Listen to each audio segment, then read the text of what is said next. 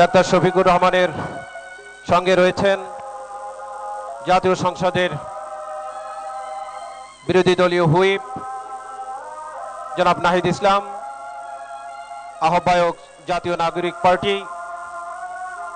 রয়েছেন আক্তার হোসেন, সদস্য সচিব জাতীয় নাগরিক পার্টি,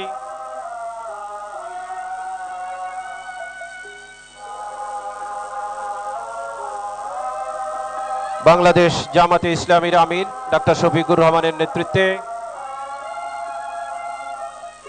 বিরোধী দলের পক্ষে শহীদ বেদিতে পুষ্পস্তবক অর্পণ করা হচ্ছে।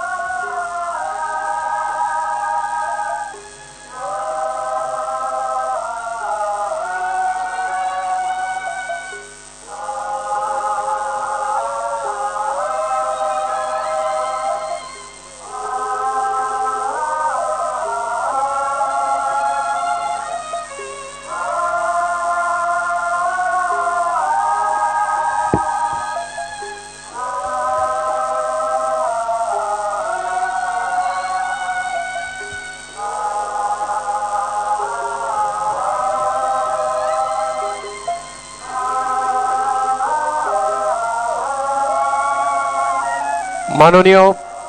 প্রধানমন্ত্রীর সঙ্গে আরও উপস্থিত ছিলেন প্রতিমন্ত্রীর পদমর্যাদায় উপদেষ্টা জনাব হুমায়ুন কবির, ব্রিগেডিয়ার জেনারেল অবসরপ্রাপ্ত শামসুল ইসলাম,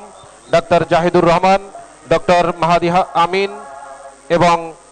জনাব রেহান আসিফ আসাদ।